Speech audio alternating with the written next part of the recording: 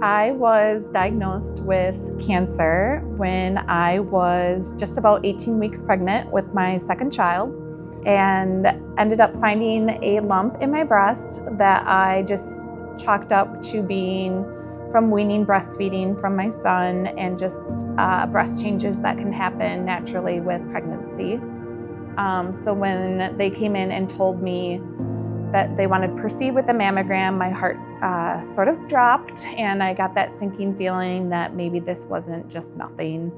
I proceeded to have a biopsy the very next day that confirmed that I had stage 2B invasive ductal carcinoma. I had never heard of anyone being pregnant with cancer before, so that is part of what drives me to share my story.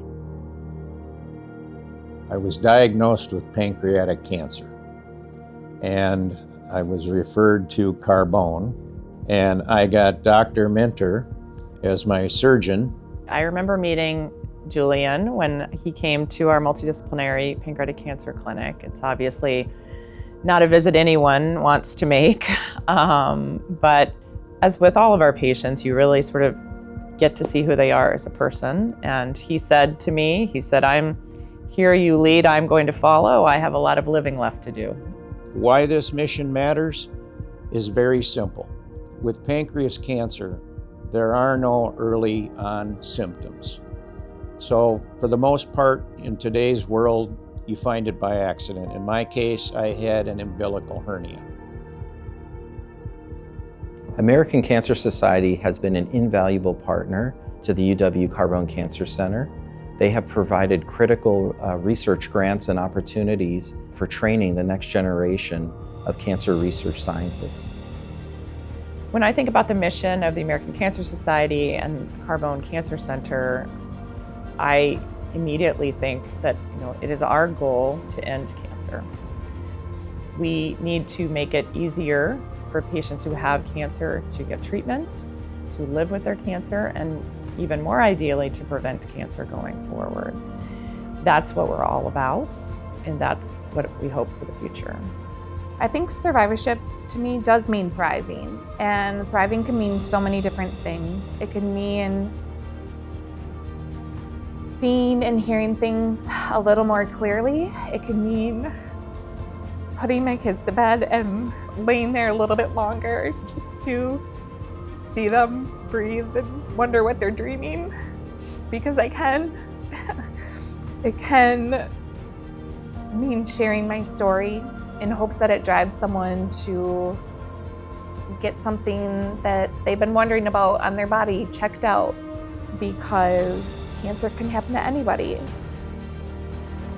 I would say it has never been more important for philanthropic support for cancer research than it is today. I feel like we're at the cusp of something big. And so it's a reminder to me that when we make investments early on into cancer treatments, even if we don't see a cure at the near term, that we're just getting one step closer to getting there by making these partnerships and investments now. The history of the United States has been to really lead cutting edge research, and that's because we have heavily invested through the National Institutes of Health in funding research. We are facing extreme cuts currently in that funding, and that means we will rely ever more heavily on philanthropic support so that we can continue to be the leading country in the world moving forward cancer research and finding new treatments and discoveries. It is absolutely critical that people give, especially at this moment in time, or I have serious concern that we will see a backslide in our research in the field of cancer. I'm old enough that I've lived a pretty good life, but somebody that's 34 years old and having to go through this and lose a spouse and end up with 2 or 3 young children to raise just tears at my heartstrings. So we can't do enough.